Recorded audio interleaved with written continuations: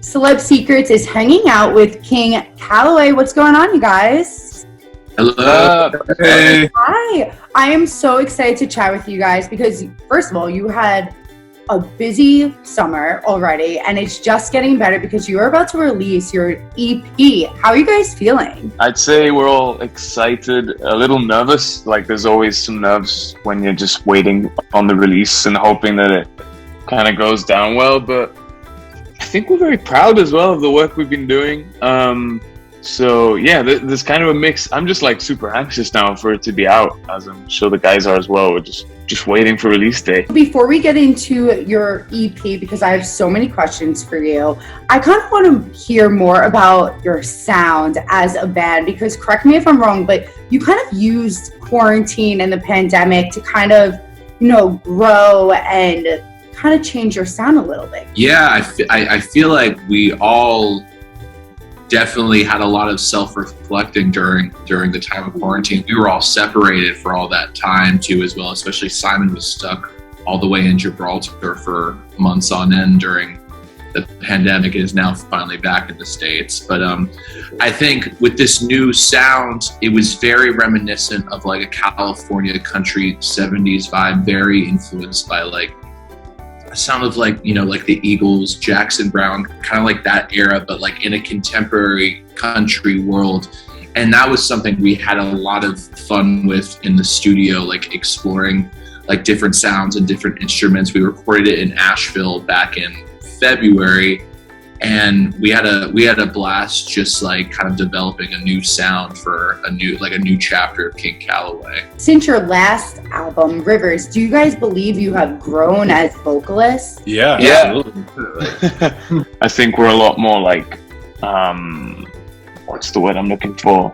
Like more like settled in our positions, like musically. I agree. Yeah, I think in many different ways we've grown a lot, and kind of towards what Chad was saying, like I'm always trying to find a positive in the negatives. So it was a tough year, but it did give us a second to like sit and be like, what do we want to do next? We're very proud of what we've already done, but where do we want to go? So there was kind of a blessing in disguise there. So really excited for everybody to hear it. So kind of walk me through, picking out those songs for this 4-track collection.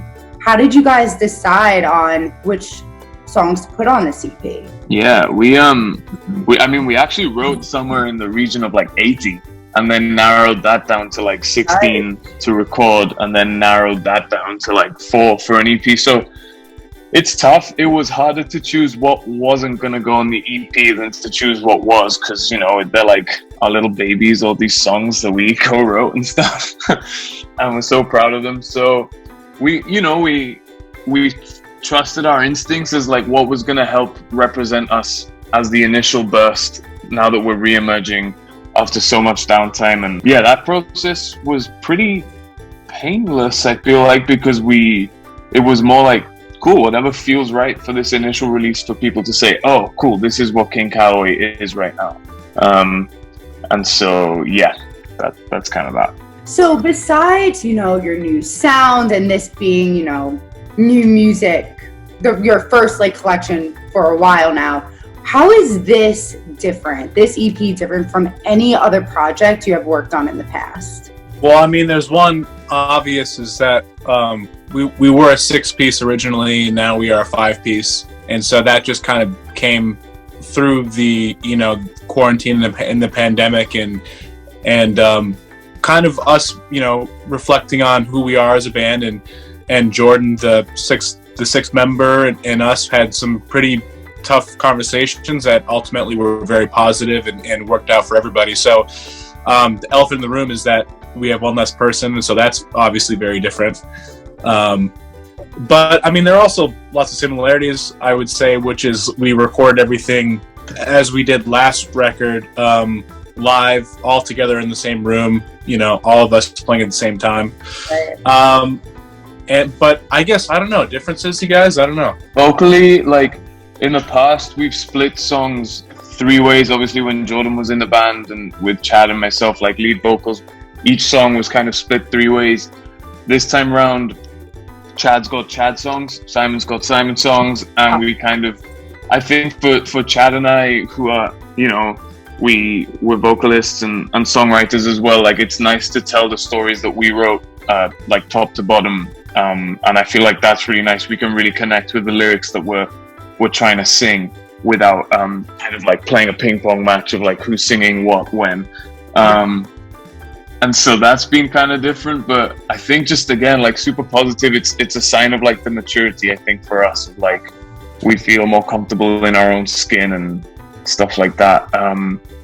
I would say a big one is that the majority of the songs, with the except like of the 16 songs we recorded, 2 of them were outside cuts and the rest of them came from us, you know, which was really cool. I feel like in the past year and a half, we've really kind of dove deep into like the Nashville songwriting community, because that's something outside of performing and playing music, it's songwriting is something we all really love to do. And so to have like a piece of us on the record, that I think that means a whole lot to us. So now I kind of want to talk about your track Good Time to Me with Lainey Wilson. I'm a huge fan of hers. So what sparked that collaboration? Tell me a little bit about that. Yeah, I think we were looking to, we were just kind of wondering, you know, to ourselves, do we want to invite any friends to join us on this record? And so, you know, we were just thinking maybe having her on this really nice song that Simon wrote, which I'm sure would have sounded really great. But I was like just talking to Simon, and I was like, I think Lainey on Good Time to Me would, like, I don't know if I can say this, but kick some butt. And and so yeah, we were kind of had some conversations with our manager and stuff, and kind of on the spot, you know, we were like, we have this song, but we actually want to hear you on Good Time to Me.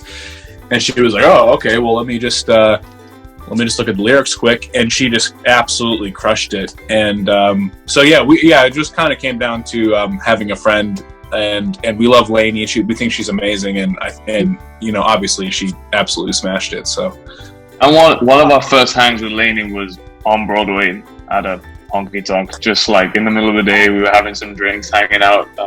We're label mates, so I think we were doing something with the label, and then we just super got to know her, and we were like, wow, this feels like so fitting, that the song Good Time to Me, you know, it's just about having a good time at a honky tonk, honestly. So she's just smashed it out the park.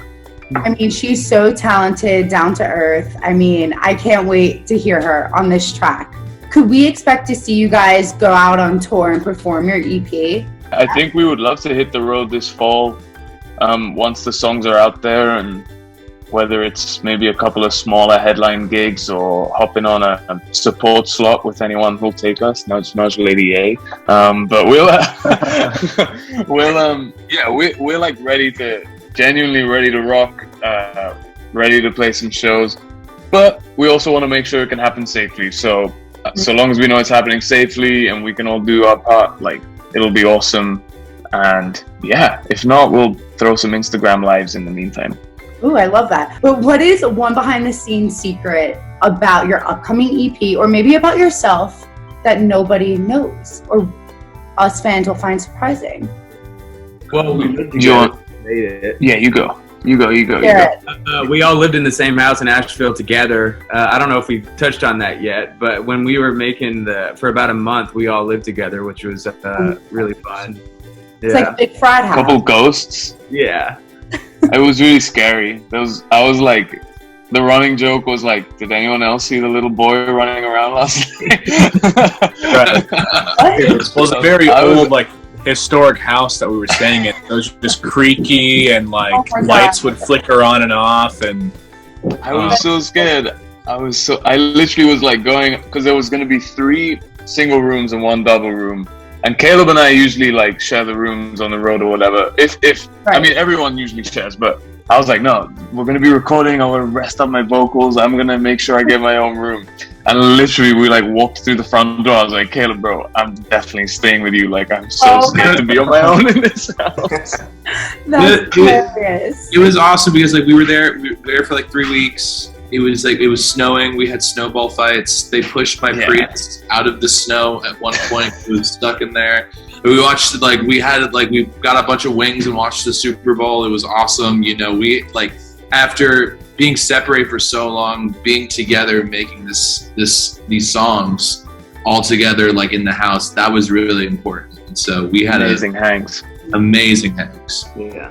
So do you feel like that really impacted, the outcome of your album? Do you think, if you guys didn't live together, you would have the same EP? No, I don't think so.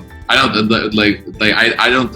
think that just the vibes and just everything, just something in the air creatively when you're all together all the time, and going from the house and going to the studio, it sticks with you, and so it's just a constant thing that was going 24/7 while we were there, and that was a really, really cool.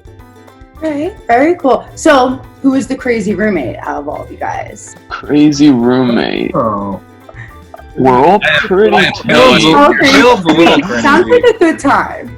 Yeah. Caleb's a little crazy after a couple claws. Yeah. Caleb definitely broke the chandelier that was in the house for sure. Oh, you know what? It's true. Oh, no. Look at me, I'm broke a lot, stirring the too. pot between you guys.